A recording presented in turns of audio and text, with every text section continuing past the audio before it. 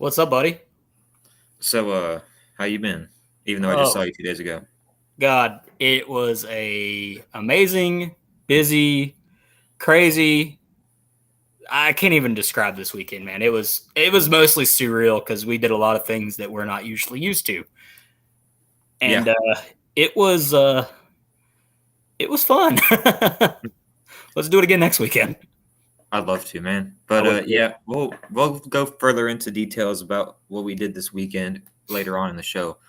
First things first, though, we have I guess we can call him a guest, but he's not. He's a permanent guest. Yeah, Um, we have our son back.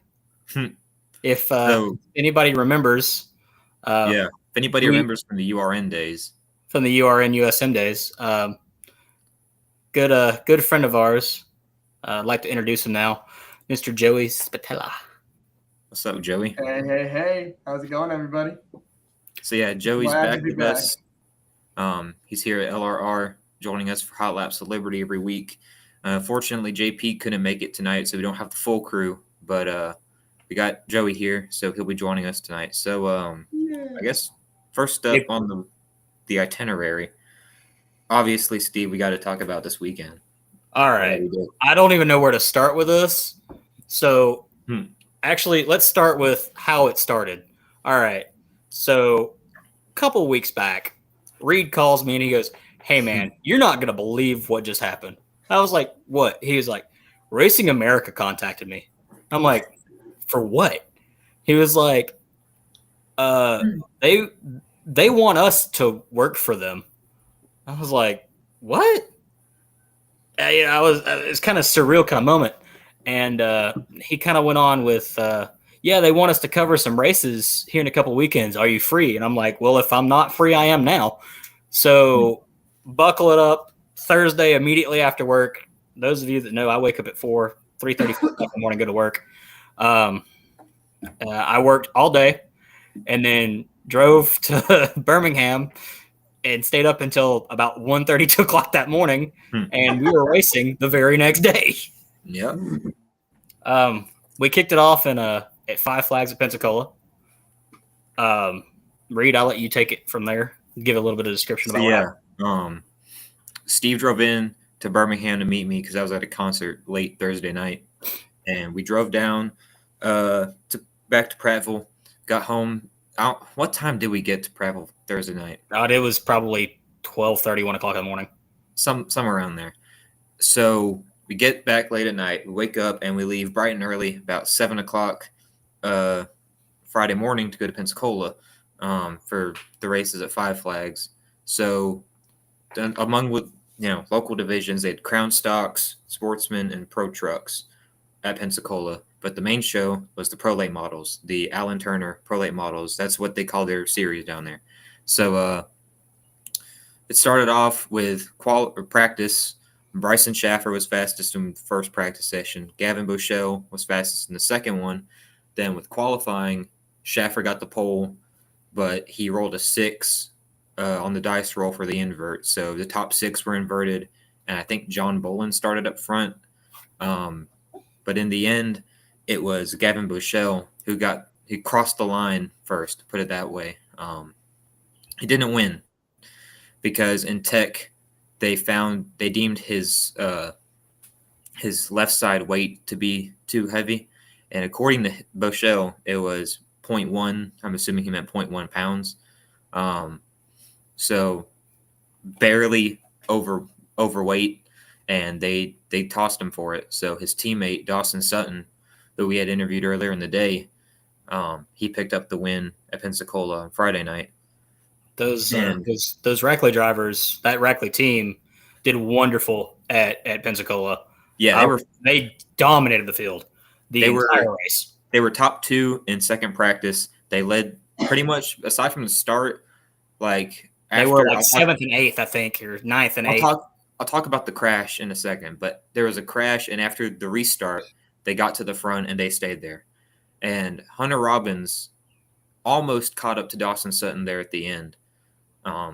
But Hunter Robbins got third until the DQ, and he finished second. Now that crash I had mentioned. So two cars, Anthony Cataldi and Chris Wright. Yes, Chris Wright, the guy who has ran Xfinity here lately. They got up into it, and Chris Wright got turned around in turn 2. So he was sitting there up on against the wall in turn 2. Johnny Aramendia, he came around the corner. As soon as the spotter told him to avoid the wreck, he tried to avoid the wreck. He let off, tried to get it down, but he couldn't in time, and he nearly full throttled into Chris Wright as he was parked. And somehow everybody walked away okay. Nobody was hurt. And speaking of that crash, Steve, I'll show a picture of this later once we're done with the whole recap. But Steve got himself a little prize. What'd you get? So before we really go into this, that wreck, I've seen a lot of really bad wrecks in person.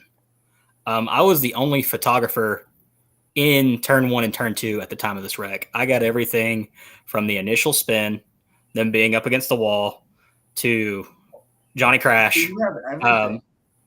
Do what? You have everything then. You got. I have everything. I've actually already. Ben Kennedy Racing actually reached out to us. Yeah. And we have sent everything over to them. Thank you guys for reaching out to us. If you guys are watching, it means a lot to us. We're really small, so it kind of boosts our. I guess you could say it boosts our ego a little bit when we're getting massive race teams contacting us for footage. But yeah, everything from the initial impact to when the throttle hung. I mean, I got it all. I'm going to be completely honest. I thought I just watched somebody get seriously, maybe critically injured. That was terrifying. Yeah. I had to turn away. I mean, I got the shots, but immediately after I was like, all right, I'm not going to release these to the public just because for everybody's well-being. I couldn't do that. Yeah. So Steve, tell him about did you say what prize you got? Oh, hold on a second. I'll be right back. Oh, he's going to go get it. Okay. Oh, no. So yeah, Steve's about to return with what he got after said wreck. And want to clarify, he got this upon knowledge that everyone was okay. He knew before he got this that the driver of the car was fine. Oh my god! Oh my god! He was put on the screen. If you can see, he signed it, right? Yeah, he signed it too. He signed it, and he was super cool about it. He goes, "Dude, that's awesome." He's like, yeah. So Johnny Crash, speaking, his nickname is Johnny Crash. We're not just calling him that. It's on the side of the hauler and everything. He was telling us, yeah, the team says I haven't lived up to my nickname. Well, I lived up to it tonight. Which is kind of a scary thing. Yeah. Steve got the door. I got the right front. I got the right front tire and wheel off of it because it was also sitting in the pile. Also, the entire front clip was sitting there, which that would have been neat to have, except I didn't feel like having to take that whole mess apart. But yeah, so I got a wheel and tire. He signed that too. We were at Montgomery on Saturday.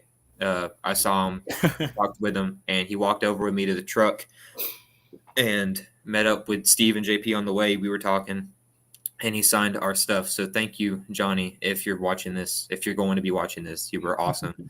And glad you're okay after that wreck because that was a nasty hit. Yeah. I don't know where we left off there, but yeah, I got his door. I have a question. Would it kind of be like in that similar sense when Newman had that crash in 2020 at Daytona? Or yeah, is it it was similar. as bad, if not it wasn't worse, but it was as bad in my personal opinion. Yeah. Now, I don't mean to toot my own horn or anything, but I was at that Daytona 500 in 2020 when Newman had that crash. And I remember when, we saw, everybody come off turn 4 and going into that drive hole. When Newman hit and everybody went silent. Everyone went silent. As soon as he came into that hole, I'm like, oh no, that is not good. I mean, being in 1 and 2 during that hit, there was a decent amount of people in the stands in turn 2. Yeah. There was also a decent amount of people surrounding me. It went eerily quiet. I mean, it got to the point where it gave you goosebumps listening to that engine peg off the rev limiter because the throttle was stuck. I don't know if he killed the throttle somehow. I don't know exactly what he did to stop it, but it was one of the worst wrecks I've ever seen. I'm not gonna release the footage that we have until I get an okay from Ben Kennedy Racing, because Racing America doesn't even have this footage. But once they give us the green light for that, we will share some of those posts. The images are brutal. It was nasty. Hold on, give me 2 seconds here so I can focus on this. But so yeah, we talked about that wreck and everything from Pensacola. Now shifting gears over to Montgomery. So we got back to Prattville about 2:30 Friday night because we were having to drive through a monsoon on the way back. But we got home about 2:30.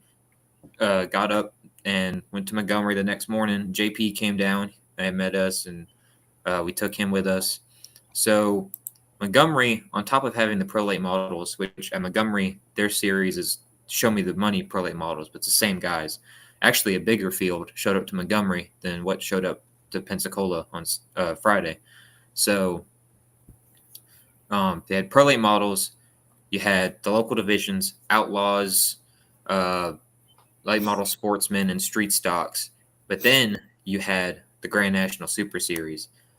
So for those of you that don't know what that is, a series, the cars are mainly old NASCAR, ARCA, and Hooters Cup chassis. And they're probably by far and away their biggest driver is Jeremy Mayfield. So literally first thing we did was we found Jeremy Mayfield and we interviewed him. And you'll notice if you watch the vlog that comes out later this week that that's the first clip from Montgomery is our interview with Jeremy Mayfield. Got to talk with him. Super nice guy. So, very down to earth. Yeah, very down to earth guy. Was more than willing to talk with us.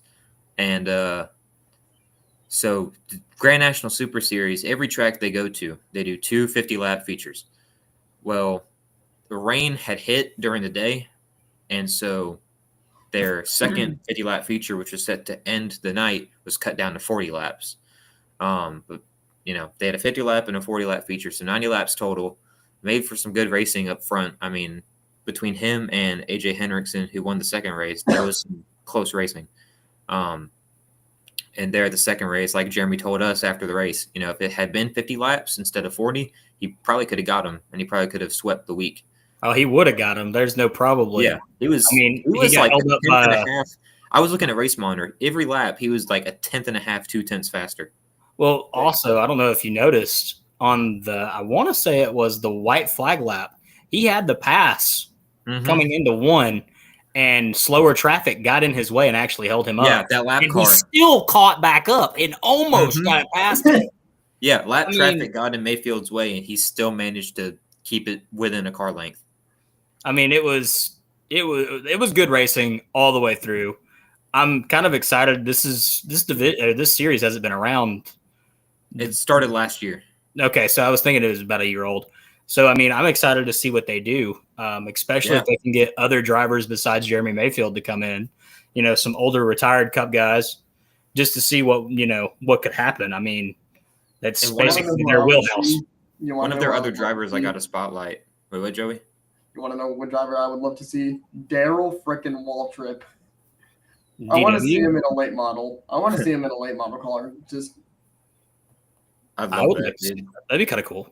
Yeah, no, that'd be really, really cool to just see, Daryl get back kind of in his prime, back, I guess, in his prime. I don't know. It'd be cool to see. It'd be cool to see Daryl, either him or Michael, in a dirt car. So yeah, and on top of Grand National Super Series, obviously they're Pro Late models, and they had the second race of the night. So for Pro Late models in practice, I want to say Anthony Cataldi was fastest in first practice. Second practice, I do not remember. Schaefer, I think. It might have been Schaffer. Schaffer, not Schaefer. I'm sorry.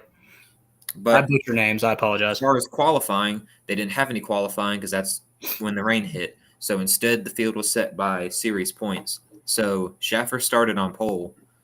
Chase Spradlin, friend of ours in the show, he was second.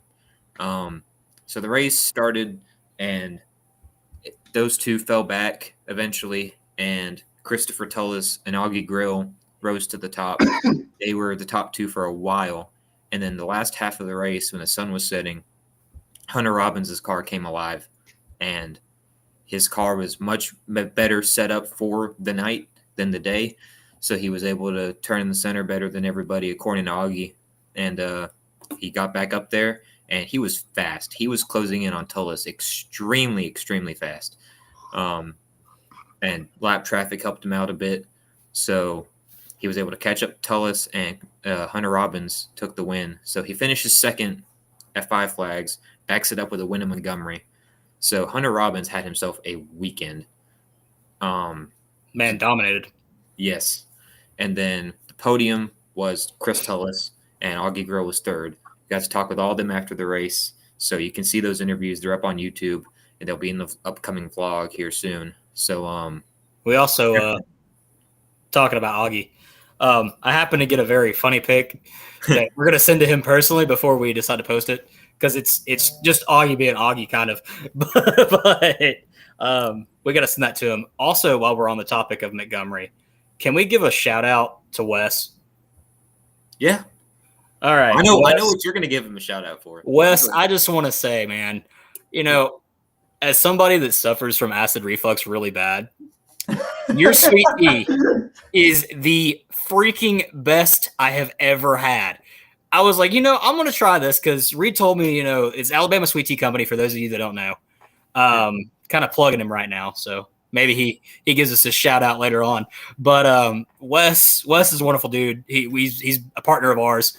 But Alabama Sweet Tea Company, dude, y'all are killing it. Like that mix that you guys have, it didn't kill me, and usually I die when I drink sweet tea. So thank you. Thank you for not killing me. I'll have to clip this later and send it to him. Yes, please. Tell him I love him. So I'll leave this in there. But so the other divisions, you had late model sportsman, which I believe Perry Patino won the late model sportsman race. The Outlaws race, that was something. Ryan Arms, brother, I believe, of Tanner Arms, which we've had him on back when we were with URN. He was on the show. He won the Outlaw race. John Heil was second, and Chad Chaffin was third. Now, Chaffin was second, and Heil was leading the race at one point. And I saw in some of the interviews Chaffin did, we didn't talk with him, but in some other interviews like the track people did, Chaffin said that Heil kept chopping his nose off, and, that's his prerogative to do so. But if you keep driving like that, you're going to get spun out. And he got spun out. So the leaders took each other out. Still managed to fight back. The race. It was like 55 to go when that happened. Leaders took each other out. Arms went to the front. They still fought back to get second and third. And we didn't release any video of this, any sort of we didn't want to make, a profit, so to say, off of this interaction. But their teams, they got into it. Words were being said. Fists were thrown. One guy had to get taken away in handcuffs. Two people were taken away in handcuffs. I saw the one. Who was the other? There was a female that got taken away in handcuffs. Oh, really? That was the other side. While you were standing in tech, JP and myself were on the other side, watching everything go down between. I am assuming it might be the driver's parents. I don't know, but they got into it. But yeah, that was interesting. Good short track racing. I told Reed that's my first time at Montgomery. I'll definitely be back. So, and then the street stock feature. Why can Jonathan Langham? Jonathan Langham won. Maddox Langham, his son, came in second. So it was a cool family moment for them. After Maddox won the pure stock race at Five Flags the night beforehand, and good buddy of ours, Charlie Melvin, got third. So good run for him too. He might still be leading the points after that run. So Charlie Melvin's going to be somebody to watch this year as far as, the Street Stock Championship. So that's all that. And then the second, we talked about Grand National and Pro Late models, but also want to thank everybody at Montgomery for hosting us and letting us cover these races and being so welcoming. Yes. Thank you to, I didn't catch his name. I can't remember it, but I'm sorry. You're talking about the track guy? Yeah, the track guy I was speaking. Landon, you are probably one of the coolest, most down-to-earth track officials or anything to do with the track I've ever dealt with in my racing world that I've been in for forever. Awesome. You guys are doing great. Can't wait to do something out there again. We know what we're talking about. It's going to be big. That's all I'm going to say. But yeah, thanks to Stan and Landon and everybody involved at both races this weekend. Tim Bryant, got to talk with him, the owner of Five Flags. Big thanks to everybody that let us cover this race. It was really a pleasure. It was an honor. And also thank you to Will at Racing America for letting me help y'all out, write articles, get interviews. And I just got to also thank, Steve and JP. Y'all didn't have to come down, but y'all did anyways, and it made for a really, really fun weekend having both of y'all there. That was an experience.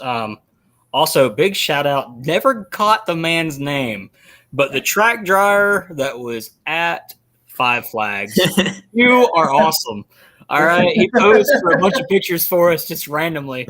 I was trying to test in my camera. So those of you that don't know, we officially now have a couple LRR cameras that go with us to all races. One of them's named Betsy. You're not the only one who'll have a camera on the race. There you go.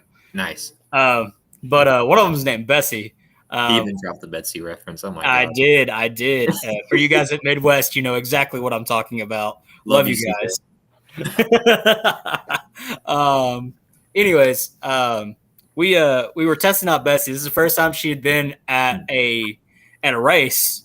I just got this camera, so I was trying to get used to it. So we tested it out on one of the track officials, the guy that was driving the track, and he was posing for us and doing funny faces and stuff. And I was like, dude, you're awesome. I gave him a thumbs up and everything, and he just kept on driving the track. So if you just so happen to be watching, thank you for being awesome. We appreciate that. So to end the Montgomery recap, got to put a little collage together I'm going to show. So you can see the upper left, Jeremy Mayfield and Victor.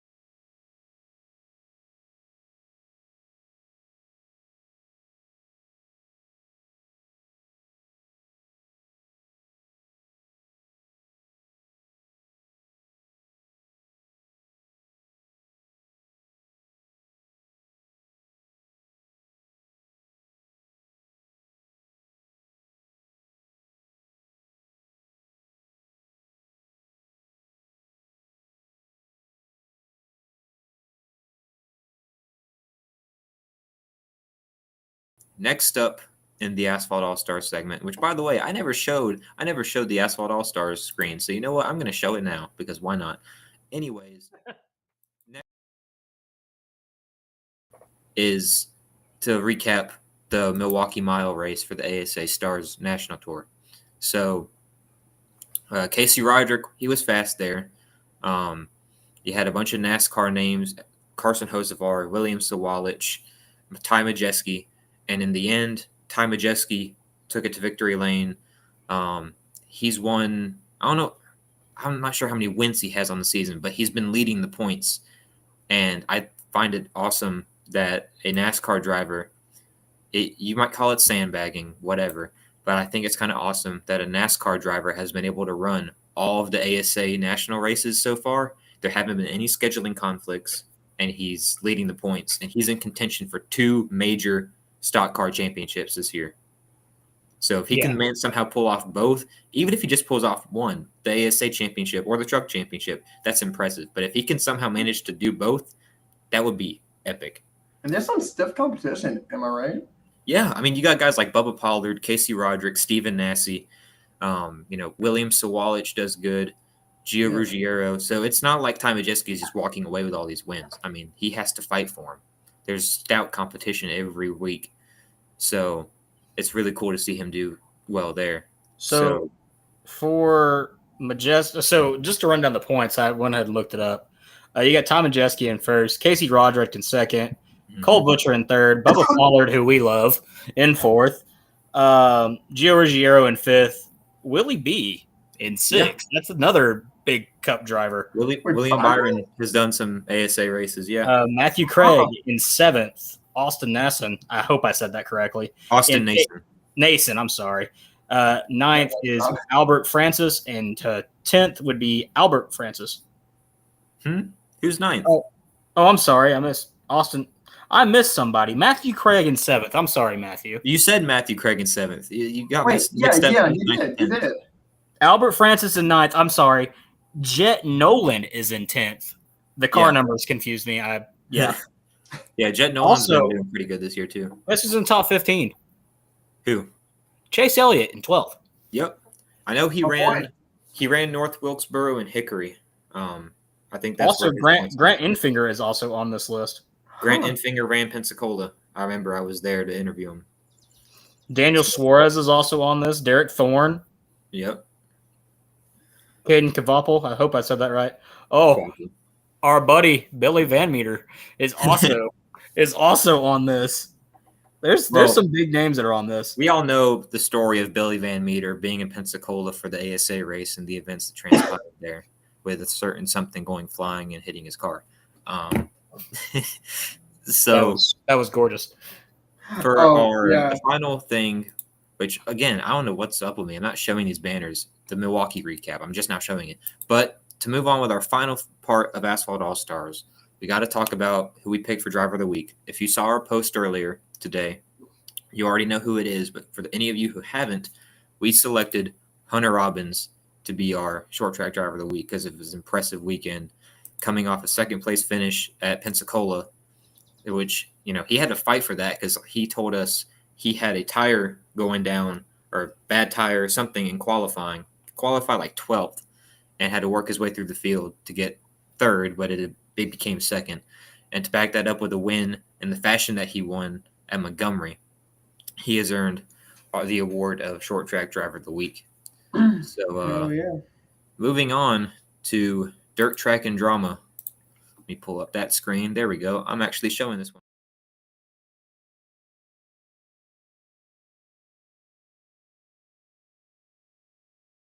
Classic, which was at Smoky Mountain Speedway. So Ricky Thornton Jr. went to victory lane there, and he picked up, I believe, $50,000 in that win, the highest purse that he's won so far this year. And it's also his 7th Lucas Oil Late Model Dirt Series win of the season. So he's extended his points lead a bunch over Hudson O'Neal. So Ricky Thornton Jr. is having a record year. He's doing great. And it's for this reason that he is our Dirt Track Driver of the Week. I mean, there's nobody else that could really fit. I mean, Ricky Thornton Jr. is dominating right now. He is leading the points with 7 wins. And the fact is that this season is far from over. He could well get in. He's more than likely going to get into the double-digit wins. But, I mean, at least 15 wins, I mean, it's possible. So, but also I want to give a shout-out to the Mullinax guys. I think Caden and Maddox were both running up there at Smoky Mountain. I know Caden was. I think Caden made it into the main event. Not sure about Maddox, and I could have it swapped around. Maddox was the one that made it, and Caden didn't. I don't know. But shout out to them. They went up there, and they made their names known in a really competitive field, so that was cool to see. So, moving on to, as a quick Dirt Track and Drama segment, unless y'all have anything to add in the dirt world. I don't have anything. Dirt race yet, so I don't have anything to currently add, but I do know there is some events coming up here at Rome Speedway up here in North Georgia. for the 4th of July events. I believe it's the weekend before the 4th of July. So that's what, the 23rd, 24th? That would be this upcoming weekend, yeah. Okay, yes. So it would be this weekend at Rome. I'm not exactly sure which series it is, but expect a massive, and I do mean a massive turnout. Rome has been killing it with attendance here recently, with Dixie Speedway being closed this season so far. They haven't announced when they're officially opening yet. We're still waiting on that announcement. But they have been killing it with attendance. It's been really nice to see that racing is still going as strong as it is in the area, even with everything going on with a lot of local dirt tracks around North Georgia closing down and local tracks in North Georgia just shutting their doors permanently. I mean, it's nice to see that there's still tracks out there that are drawing as many people as they are. And we're trying to do everything in our willpower to keep those tracks alive by covering them and giving them media coverage, because they usually don't get that, which is a little sad if you think about it. I'm just glad that we can work with these guys and get their product out there, what they're putting out. Yeah. I need to get with Casey Clark and see if there's any racing this weekend, because I have the racing bug, and if there is, I don't care if I have to make a trip to Fort Payne. I want to go see some racing this weekend. So I'm not sure. I think Talladega Short Track's probably not racing because they raced this past weekend, but Buckshot and maybe Fort Payne. I mean, if you want to help me move after we're done, we can go to Rome. Perhaps. I will admit I am kind of tired of driving, so I don't want it to be too far away. So Buckshot will be perfect. Buckshot will be perfect if they have a race. If not, we'll see. But I do need to go up to Buckshot at some point. I've been telling myself that for months. So moving on to Formula Liberty, which used to be what we call racing. And we know IndyCar goes on ovals, but we'll probably talk about those races too in this segment. So first thing to talk about is, if you don't mind, Reed, could I start this off? About a driver. Go ahead. So I don't know if you guys saw our post. So over the weekend at Mid-Ohio Raceway, during the AKRA Dart Club at Mid-Ohio, we had a driver sustain injuries that he was unable to recover from. We would like to recognize Dan Stowell for all of his achievements in WKA. He was a member of WKA for many, many years. A lot of people don't realize how old this man is. He was 83 years old, and this man still had the itch to crawl into a piston port sprint division car or cart. And no matter what, he was always talking about racing. And our prayers and thoughts go with the Stowell family. It's kind of hard on the karting community. It's hit very hard because he was a prominent figure in WKA for many, many years. He was a member of WKA. He ran WKA. He was an official for WKA. He went all over the place. If I'm not mistaken, I believe he lived in Utah and would travel the country and do all these races. And thank you for all that you did in your time. But yeah, we just wanted to give a little moment of reflection here for the Stowell family. Yeah, pay our regards. Yeah, I heard that news from Steve, and you know, that kind of sent a chill down my spine, because I've been to Mid-Ohio before, and I know how, you know, whenever there's crashes, including in that chicane area, if you hit those tire barriers the wrong way, it's going to be deadly. Yeah. And even, you know, it's a hard road course. So yeah, condolences to his family, and obviously we're praying for him and keeping him in our thoughts. So yeah, moving on with Formula Liberty, we got to recap the Sonsio Grand Prix at Road America. Alex Palou went to victory lane, which honestly, I don't think that's the biggest story of the weekend. I think the biggest story of the weekend was the beef Will Power had with everybody. Oh yeah, I saw that clip on Instagram. I'm like, what the hell? So to start with, you had the incident with Scott Dixon, which Scott Dixon, he had some kind of issue. He was going slow coming out of like turn 1, I think, And it was turn 1. And some other car went by, and he assumed he was clear after that car went by. Here came Will Power. He didn't know Will Power was coming, so he just straight up came across the track right in front of him. It was Romain Grosjean who he came out of the corner, thought that he was clear, turned up, hit Power, and then... Yeah. Funny that it was Grosjean, considering Grosjean also had before Will Power later on. But we'll talk about that later. But, yeah, so they got into it, and Will Power was pissed, and he got, from what I hear, he parked a sewage truck in front of Scott Dixon's bus. Oh no! From what I saw, I don't know if there's like how all of the events unfolded, but I love Will Power for that. That's awesome. Get shit on. Literally. May I say ungovernable? No, that's trademarked. We don't use that word here. We don't use that word. That's trademarked by me. Well, I'm completely serious. That is trademarked. We'll go off on that tangent after the show for you, Joey. And then again, Will Power having beef. So Grosjean came across the track and almost put Will Power in the grass, but they managed to not make contact. And then Will Power in his interview said that Grosjean is just a piece of crap. And then parks a poo-poo truck right in front of his hauler. That's funny. But yeah, so and then Alex Palou won his 3rd race in the last 4 races. He's absolutely on a tear.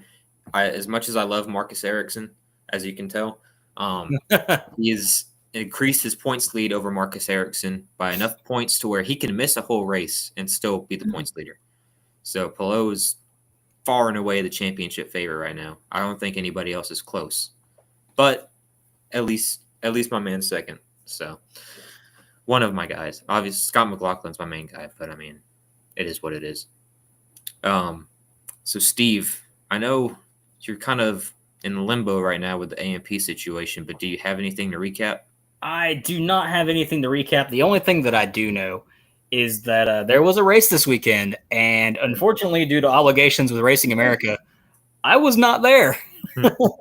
So I do not have any insight of what's going on at Atlanta Motorsports Park. I'm waiting on the results. I've been kind of watching the race, trying to figure out what's going on. I do know there was a DQ at one point in time or something of that nature. Somebody had to start second.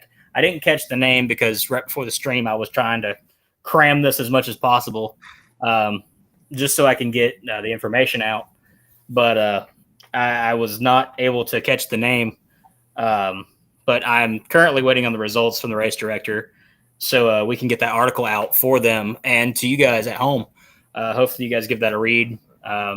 It's not going to be the best of quality this week because I was not there to tell you exactly what happened. I'm just watching the recap of the race to kind of, give you guys insight, kind of break it down a little bit for you. But, yeah, I have nothing on AMP. Do you have any sort of road racing stuff to talk about, Joey? Oh, do I? Formula One just raced in Canada. It's Formula One. We don't care about the Formula One.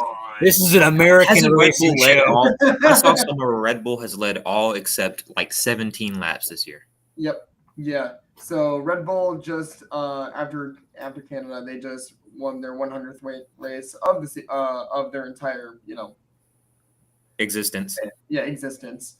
Verstappen's now at 41 wins now, is what I remember. So huge shout out to Max. Fernando Alonso pulled out a freaking stopper on Hamilton, or as a lot of people say, King Louis for. So yeah, he literally held off Lewis for an entire race, and beautiful. Aston Martin has just been super good as of late. So, but hey guys, it's fine because it's not Hamilton dominating; it's somebody else. Exactly. It's not Mercedes, so I don't care. Hey. Also, Carlos Sainz should be fined for being in the way of Pierre Gasly. Should be fined. Should be penalized or something after qualifying in FP3. he has no idea where the hell he's going. All right, he had no idea where the hell he was going. So speaking of F1, Steve, if you can send me the picture of it, some point tonight, I'd like to share it. But I was repping Charles Leclerc at Montgomery Motor Speedway. I totally forgot about that. Not in the way you'd think. It was awesome. I purchased a shirt, and I could probably go get it and show it, but it's on the other side of the house. But it says Chuck Leclerc, spelled out Layclerk. It's got an American flag background with an eagle carrying a can of PBR. And then it's got a picture of Charles Leclerc, but fat. I don't know how difficult it is for you to pull that up, but I just sent it to you.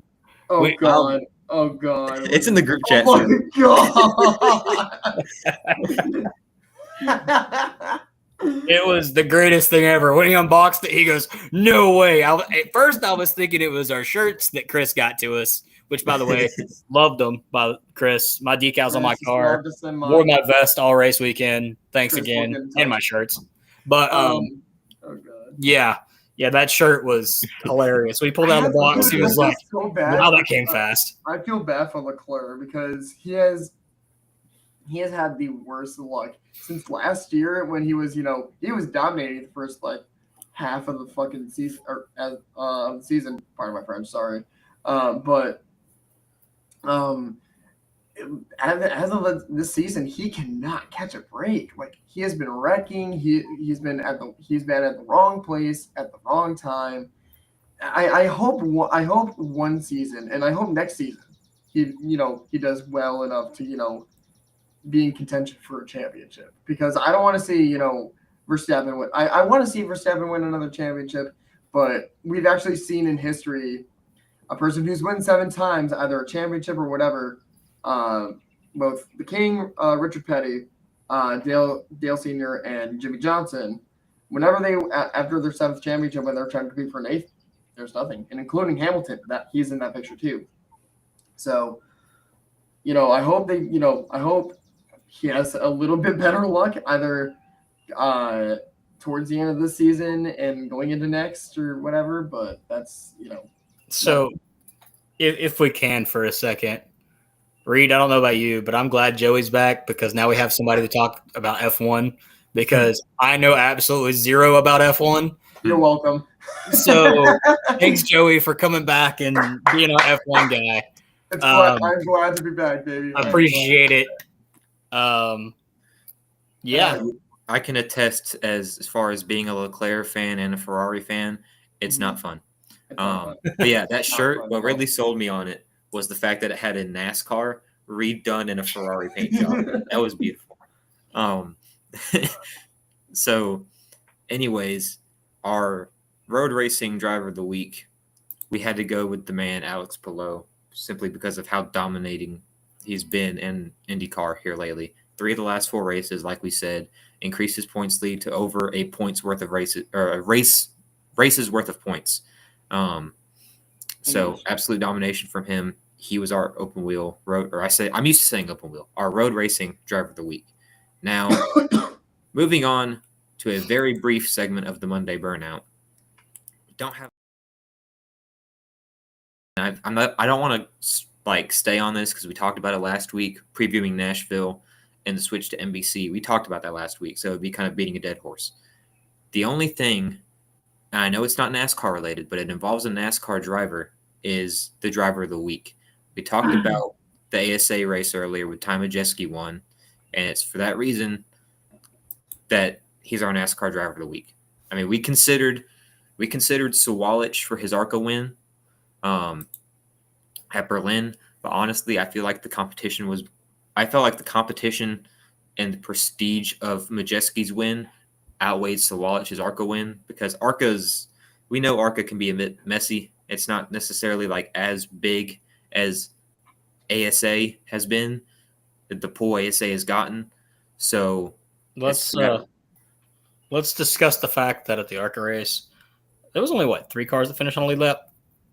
Yeah, 3 cars. Oh my God. 3 cars, and the I don't remember the exact number in the field, but everybody was at least 2 to 3 laps down. Yep. It was it was a little overkill there, but that's just my personal opinion. I think it was cool that Sawalich won on a last lap pass when Jesse Love had that issue with the fire behind his left front wheel. I think that was cool. If Sawalich was going to be our NASCAR driver of the week, I personally think he would have had to back it up with an ASA win, and then I think it'd be far and away his. But because Majeski won the ASA race and he was probably one of the most notable NASCAR drivers there, he's our NASCAR driver of the week.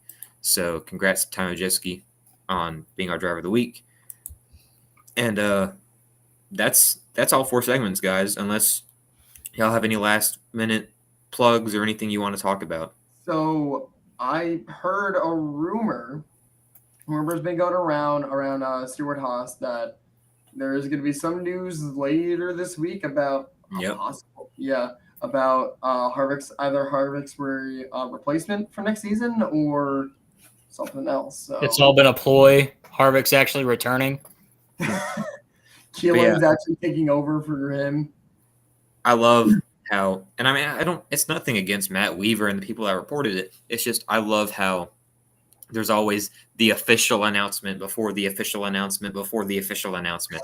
I just like here lately, there hasn't been name like one big thing that happened here lately that wasn't like, oh, breaking news. They're going to announce later this week that this is official. So therefore, you can consider this as that's the way it's been here lately. And I don't know if it's always been that way or if it's just like it's always been that way. The whole when Harvick announced he was retiring, that it went out 3 weeks before his official announcement. Yeah, that some reporter leaked a photo that wasn't supposed to be taken. And it showed the Forever logo on his fire suit, and everybody. I think that's just a result of media members wanting to get their story out there and wanting to jump the gun and kind of forcing everybody else to do the same. Right. Because I think there's some things that within the industry, people knew Harvick was retiring in the sport before he announced anything, obviously, and I think media members knew that. And I guess if I had to guess, of course, I'm not. We're media members at the local level, but we're nowhere near those guys. If I had to guess, it's because media, media tends to sensationalize things. They want to get news out there as fast as they can because they want to be, credited with, hey, here's what I announced. You wouldn't know this unless it was for me. If you ain't first, you're last. So it kind of causes other media people to pick up that same story and get it turned out, and then you have these cases where it's the announcement before the announcement before the announcement. It seems like that always happens with everything. But, so, do you guys want to speculate who his replacement is? I mean, I have a strong feeling on who it is, but well, I mean, they've already said who it's going to be.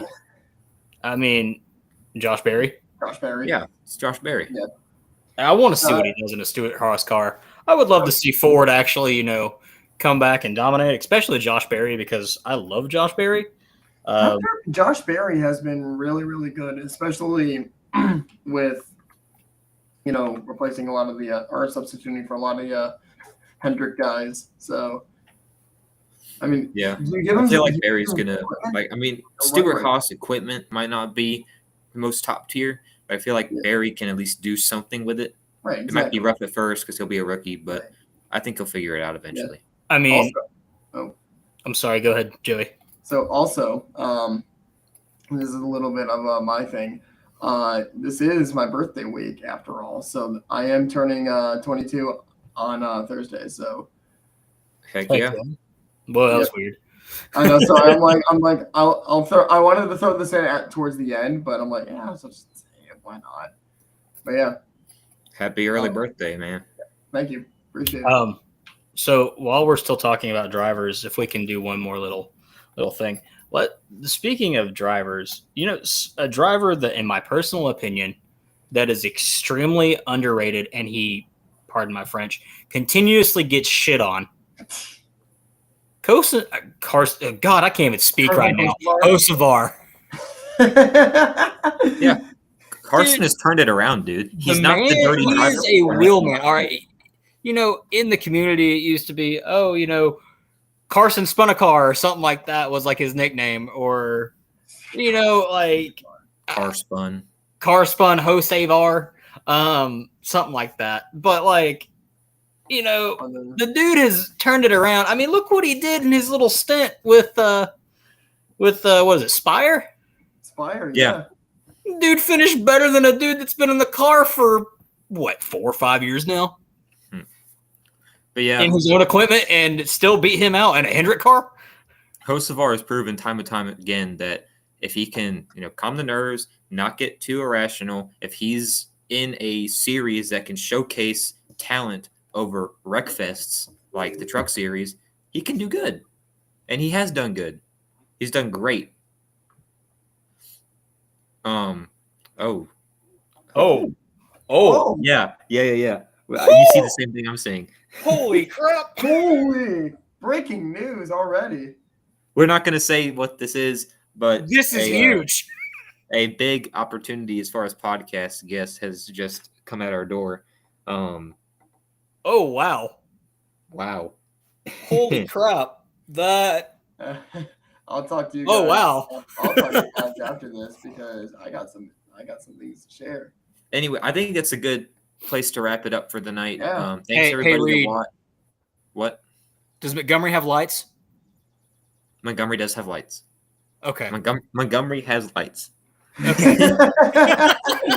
I had to do the point. Yeah, thanks everybody for watching. It was a fun weekend. It was fun doing this stream. Thank you to the one viewer just now tuning in as we're about to end the show. But yeah, thanks for watching. I'm gonna try this week to get this out on Spotify, get all our previous episodes up. Should be out on Spotify this week if all goes well. We have been pretty busy. Yeah, we've been all over. We drove over 1,000 miles this weekend. No, we did not drive over 1,000 miles. I did. You did. I only drove about 350. But yeah, thanks everybody who watched, and we will see you next week.